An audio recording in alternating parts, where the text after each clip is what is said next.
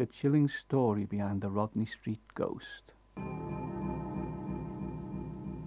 For many years, the ghost of a top-hatted man has been spotted after dark in the vicinity of Liverpool's Rodney Street and Maryland Street.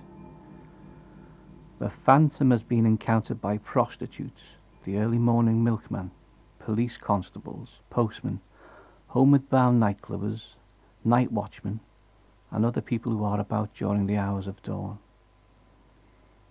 In December 1999, I received a letter from a very old woman who divulged an incredible tale that she had heard regarding the spectre in Rodney Street, which she said had been passed down for generations.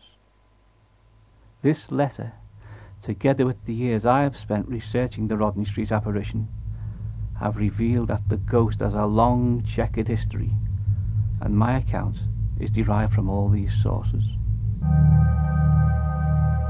One cold, foggy Sunday night in the autumn of 1871, 68-year-old Lionel Harland, a respected Rodney Street doctor, left his surgery and was walking up Maryland Street when he heard footsteps approach ahead of him.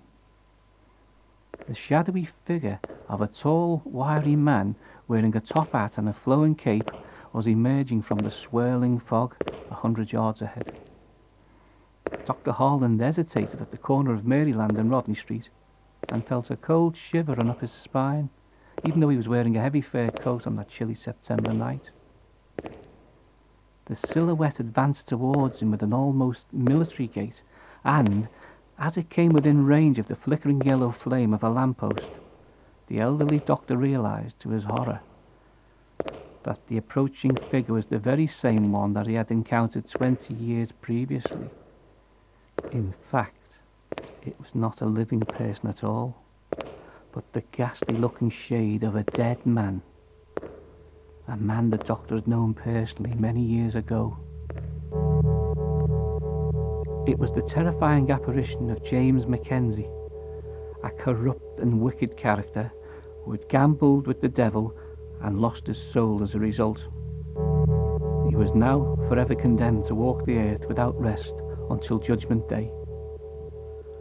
Before the doctor could step off the pavement and cross the cobbled road to escape from the terrifying ghost, the apparition let out a spiteful cackle and sneeringly spat out the words, "Ha! Hospital Sunday," referring to a charity collection which the doctor held on Sundays to raise funds for poor people needing hospital treatment. When he was halfway across the road, Dr. Harland was brave enough to steal a single glance at the cursed phantom, and he almost passed out with fear. He noted with horror that Mackenzie's face looked as if it was lit up by a crimson flame, and his eyes were ink-black and lifeless. As the doctor shivered, the funereal figure drifted straight through the wall of the cemetery. The trembling doctor reached the house of his friend, Daniel Jackson, in Blackburn Place, and after giving a garbled account of his meeting with Mackenzie's ghost, he clutched his heart in agony and collapsed like a stone onto the hearth rug. Mr. Jackson and a servant managed to revive him and gave him a large shot of brandy. Dr. Harland nodded, then managed to gasp out a last few words to his friend. "Tell Mr. Brocklebank. Tell him about Mackenzie. He knows the story." Moments later, without uttering anything further, the surgeon died in the fireside armchair. The only Brocklebank whom Daniel Jackson knew of was the wealthy philanthropist and ship owner Ralph Brocklebank. So after his friend's funeral, he forwarded a letter to the local tycoon, recounting the strange story of Dr. Harland, but he was not confident of receiving a reply. He certainly did not expect a personal visit from the affluent Mr. Brocklebank in response to his correspondence. The 70-year-old millionaire paid his unexpected visit to Mr. Jackson's house shortly before 11 p.m. He alighted from a hansom cab in an anonymous black ulster coat with a black felt fedora pulled down over his eyes. Brocklebank was led into the drawing-room by a servant, whom he rudely dismissed with a wave of the hand.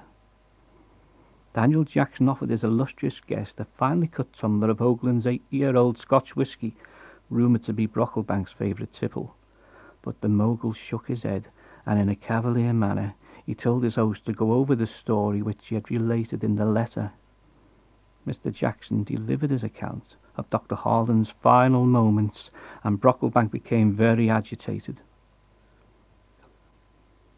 He perched on the edge of the fireside armchair, rhythmically jabbing the glowing coals of the fire with a poker, with a tense expression on his face. After he had listened to Mr Jackson, he in turn recounted a very strange story indeed, which threw some light on the MacKenzie ghost. It was a tale of greed, murder, and the supernatural. Brocklebank seemed to be almost seeing the events which he described in the flames of the grate as he spoke. I remember James MacKenzie well. He was one of those people who seemed to be born old and crooked. Even then he was in his 50s. I was 25 years old when I first met him, and your deceased friend was 23 and fresh out of medical school. MacKenzie made and lost fortunes that most men can only dream of. He backed the early railways and financed George Stephenson's locomotive machines. He was regarded as a pillar of the community and a financial backer of commerce and industry. But there was another unsavoury side to the man which few people were aware of. He was a compulsive gambler and an intractable atheist. Someone told me that he had flung his family Bible on the fire after his sweetheart had died from a fever. They say he hated God because of her death.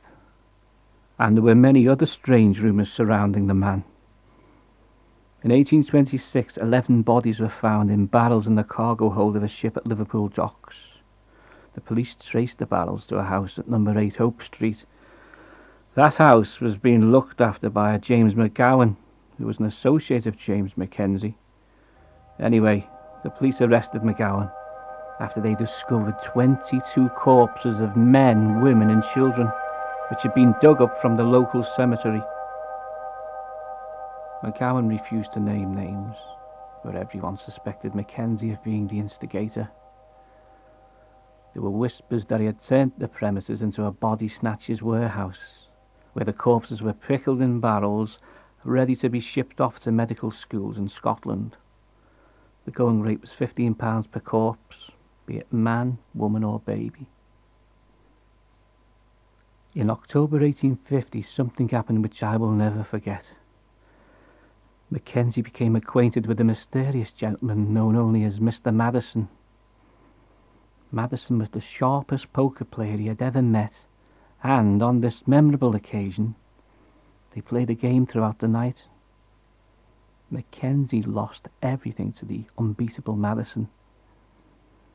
Just before dawn, weary and defeated, he was making preparations to leave when Madison came up with a bizarre proposal.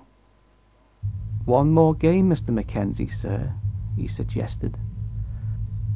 MacKenzie was literally penniless and admitted that he had nothing left to gamble. "What about your soul?" persisted Madison. "This is no time for jests, please leave." But Madison made it plain that he was not joking. MacKenzie nervously declined and said to him, "I think I know who you are." "If you, sir, are an atheist, then what have you to lose? For a man who does not believe in a creator cannot believe he was given a soul." MacKenzie was too proud to acknowledge the existence of the Almighty, and the fool played a game of poker for his soul, which Madison won. James MacKenzie fell to his knees with fear when his opponent, who was really the devil, presented his winning hand and laughed with scorn. "Fear not, vain and defeated one. I will not take your soul until you are laid to rest in your grave." When MacKenzie glanced up, his tormentor had vanished without trace, leaving behind a strong aroma of something burning in the room. This explains why Mr MacKenzie was entombed in this little pyramid above ground, sitting up at a card table with a winning poker hand. It was his desperate attempt to cheat the devil out of claiming his soul. As long as Mackenzie's mortal remains are above ground, Lucifer cannot claim his soul. But because he rejected eternal rest with God, he has condemned himself to walk the night as a restless ghost until Judgment Day. As old Mr Brocklebank was leaving the house in Blackburn Place, Daniel Jackson turned to ask him one last question. "Sir, did you actually meet Mr Madison?" Before the millionaire walked off into the jade-green fog, he solemnly nodded his head. "You don't think I accumulated my wealth through hard work, do you? But I'll have the devil to pay when my time comes."